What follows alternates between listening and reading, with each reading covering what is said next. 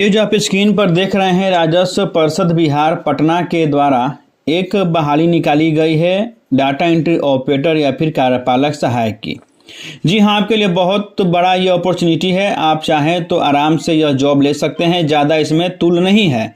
आप देख सकते हैं यहाँ पर विषय लिखा गया है, बिहार के विभिन्न जिलों के राजस्व न्यायालय हेतु कार्यपालक सहायक डाटा एंट्री ऑपरेटर की सेवा उपलब्ध कराने के संबंध में। यानी जितने भी बिहार में जो भी अधिकारियों का ऑफिस है, चाहे वो एसडीओ हो, डीएम हो, डीएसएलआर हो, ऐसे कुछ जो पदाधिकारी हैं उनके ऑफिस में कार्यपालक सहायक या फिर डाटा एंट्री ऑपरेटर का यहाँ पर बहाली किया जाएगा।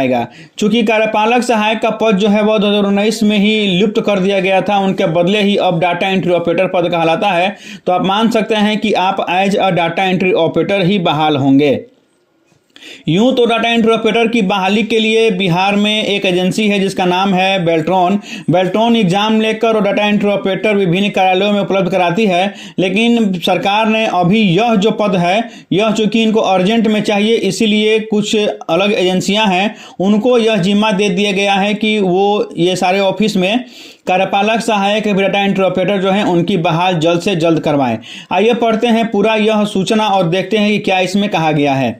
आप विषय में पढ़ सकते हैं, बिहार के विभिन्न जिलों के राजस्व न्यायालय हेतु कार्यपालक सहायक डाटा एंट्री ऑपरेटर की सेवा उपलब्ध कराने के संबंध में निर्देशानुसार उपर्युक्त विषय के संबंध में एतद को सूचित किया जाता है कि बिहार के सभी प्रमंडलीय आयुक्त, जिला पदाधिकारी, अपर समाहर्ता, अनुमंडल पदाधिकारी एवं भूमि सुधार अपर समाहर्ता के राजस्व न्यायालय में कुशल एवं दक्ष कार्यपालक सहायक डाटा एंट्री ऑपरेटर उपलब्ध कराए जाने का निर्णय लिया गया है। आप देख सकते हैं कि ये जितने भी ये यहाँ पर पदाधिकारी का ऑफिस है, चाहे आपके डीएम साहब हो या फिर आपके एसडीओ साहब हो या फिर कोई भी अधिकारी हो, उनके ऑफिस में आपका जॉब लगेगा। उनके ऑफिस में ही आपको बैठकर काम करना होगा। अब आप यहाँ पढ़ सकते हैं, आपकी उक्त के आलोक में राजस्व परिषद बिहार द्वारा चयनित मानव बल उपलब्ध कराने वाले सभी 12 फॉर्म एजेंसी को 20 कुशल एवं दक्ष कार्यपालक सहायक डाटा एंट्री ऑपरेटर 10 दिनों के अंदर उपलब्ध कराए जाने का अवसर दिया जाता है। अब यहाँ पर आप समझ सकते हैं कि इस पद को भरने के लिए लगभग 12 एजेंसी को यहाँ पर बुक किया गया है। और यह 12 एजेंसी करेंगे क्या कि 20 कार्यपालक सहायक डाटा एंट्री ऑपरेटर जो है उनका चयन करेंगे और फिर उनका एग्जाम होगा, एग्जाम के बाद उनका जॉब लगेगा। अब आप पढ़ सकते हैं कि अगर ये 12 एजेंसी अगर 20 लोगों को अगर चयन करेंगे, यानी कि कुल 240 लोग यहाँ पर चयन होंगे। ठीक है, आगे पढ़ते हैं। हम आगे है, उपलब्ध कराए गए कार्यपालक सहायक डाटा एंट्री ऑपरेटर को सर्वप्रथम बीपाड के जांच परीक्षा में सफल होना अनिवार्य है। तत्पश्चात उन्हें बीपाड पटना द्वारा आवश्यक प्रशिक्षण देकर कार्य आवंटित किया जाएगा।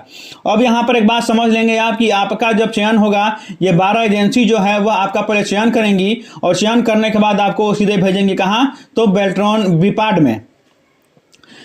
सबसे पहले आप समझ लीजिए कि 12 एजेंसी जो है वह आपका चयन करेंगी और चयन करने के बाद आपको सीधे भेजेंगी बीपाड में। बीपाड आप जानते हैं कि बीपाड जो बिहार में एक बहुत ही प्रतिष्ठित जो है वो ट्रेनिंग सेंटर है।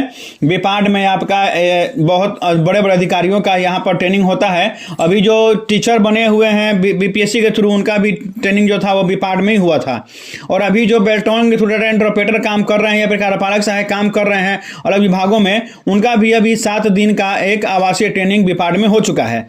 तो वहीं सबसे पहले होगा क्या कि जो भी ये 12 एजेंसी आपका चयन करेंगी, यानी कुल 240 लोग जो चयन होंगे, उनका बीपाड एक टेस्ट लेगा और टेस्ट लेने के बाद जो उसमें सफल होंगे उनको ट्रेनिंग देकर बीपाड क्या करेगा, बहाल करेगा। अब आप समझ जाइए कि आपका जो सिलेबस होगा बहाली का, वो जो कार्यपालक सहायक डाटा एंट्री ऑपरेटर का है सेम टू सेम वही रहेगा। हो सकता है कि बीपाड आपसे 60 प्रश्न पूछे कंप्यूटर से, जिसमें आपको 50% लाना आवश्यक होगा। और आप टाइपिंग जानते हैं कि टाइपिंग आपको हिंदी में 25 वर्ड पर मिनट और इंग्लिश में 30 वर्ड पर मिनट आपको लाना होगा।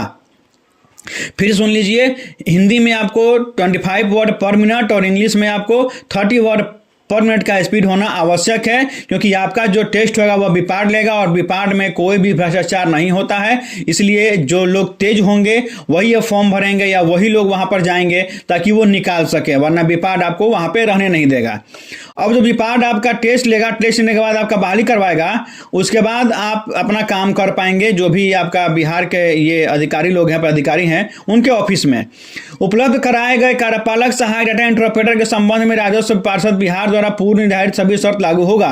जो पहले से कार्यपालक सहायक डाटा एंट्री ऑपरेटर काम कर रहे हैं उनके अनुसार ही आपका भी सेवा लिया जाएगा, उनके अनुसार ही आपका पूरा शर्त होगा और आपको पेमेंट मिलेगा। अब एक बात समझ जाइए कि आपको जो काम करना होगा वो सारे पदाधिकारी के ऑफिस में करना होगा, यानी कि आपको पूरा मन लगाकर काम करना होगा। आप थोड़ा सा भी अगर काम करने में अकुशल होंगे तो आपको वहां से निकाल दिया जाएगा और 10 से 5 तो आपको काम करना ही है। और वैसे अधिकारियों के अगर आप ऑफिस में काम करेंगे तो समझ जाइए कि आपको 8, 9, 10 बजे रात तक भी काम करना पड़ सकता है, क्योंकि अधिकारी लोग जब तक अपना ऑफिस छोड़कर जाएंगे नहीं तब तक आपको भी जाने के लिए नहीं कहा जाएगा। तो बहुत ही काम यह अच्छा भी है, क्योंकि आप पदाधिकारी के साथ रहेंगे तो आपका थोड़ा एक्सपीरियंस भी बढ़ेगा। अब नीचे आप देख लीजिए कि जो आपके लिए एजेंसी चयन की गई है वो इस प्रकार की आपकी एजेंसी रहेगी। आप देख सकते हैं यहाँ पर ये 12 एजेंसी है, आप उनका नाम पढ़ लेंगे। जैसे पहला नंबर है कमांडो इंडस्ट्रियल सिक्योरिटी फोर्स, दूसरा नंबर पे है destiny IT service private limited, तीसरा पे है ESEPL ग्रुप। ऐसे ही आपका 12 यहाँ पर एजेंसी है, 12 एजेंसियों के थ्रू आपका चयन होगा। अब एक बात समझ जाइए, चूंकि 12 एजेंसी है तो एजेंसी के थ्रू आपका चयन होगा तो आपको कुछ दान दक्षिणा भी देना पड़ सकता है, क्योंकि जब एजेंसी बीच में आ गया तो फिर दान दक्षिणा तो देना आपके लिए भी आवश्यक हो जाएगा। तो आप समझ लीजिएगा कि अगर आप दान दक्षिणा देकर जॉब लेना चाहते हैं तो आराम से आप यहाँ पे आ सकते हैं, और वरना अगर आप किसी और परीक्षा की तैयारी कर रहे हैं तो आराम से तैयारी करते रहिए, कोई बात नहीं है। लेकिन आपको अगर इमरजेंसी है, आपको आवश्यकता है किसी जॉब की, तो आराम से यहाँ पर जाइए और ये भी एजेंसी के बारे में आप अगर इंटरनेट पे सर्च कीजिए गूगल पे तो हो सकता है कि आपका ये पूरा उनका कॉन्टैक्ट नंबर वगैरह मिल जाए, या अपने ज़िले में आप संपर्क कीजिए कि ये कौन सा इसमें आपका जो है एजेंसी आपके ज़िले में काम करता है, जाकर उनसे मुलाकात कीजिए और आप जाइए बीपाड में अपना टेस्ट दीजिए और ट्रेन लेने के बाद आप अपना जॉब कीजिए। तो यही पूरा मामला है। आप समझ सकते हैं यहाँ पर 240 अभ्यर्थियों का चयन होगा यहाँ पे, जिनमें से जो दक्ष होंगे, जो काम करने में अच्छे होंगे, उनको बीपाड रखेगा, बाकी लोगों को हटा देगा और फिर आपको बिहार के जो भी पदाधिकारी हैं उनके ऑफिस में आपको काम करना पड़ेगा। अब एक बात ध्यान रखिएगा कि अगर आप किसी भी एजेंसी को पैसे देकर और सोचेंगे कि आपका जॉब लग जाए तो फिर आपको रिस्क खेलना पड़ेगा, क्योंकि आप जानते हैं कि बीपाड जो है पहले वो 20 एजेंसी से 240 लड़के की मांग करेगा, क्योंकि सभी जो एजेंसी चयन हुई है वो 12 हैं और 12 एजेंसी को 20-20 लड़के बीपाड को भेजना है। अब जब एजेंसी आपसे पैसे लेकर और आपको बीपाड भेज देगी तो फिर बीपाड आपका एक टेस्ट लेगा और जो टेस्ट में पास होंगे उन्हीं का बीपाड ट्रेनिंग करवाएगा और फिर उनका ज्वाइनिंग करवाएगा। तो आप समझ जाइए कि अगर आपको कुछ नहीं आता है, आप सोच रहे हैं कि आप पैसे दे देंगे एजेंसी को और एजेंसी आपको पास करवा देगी, तो ऐसा नहीं है, क्योंकि बीपाड आपका टेस्ट लेगा और बीपाड में थोड़ा सा भी भ्रष्टाचार नहीं चलता है।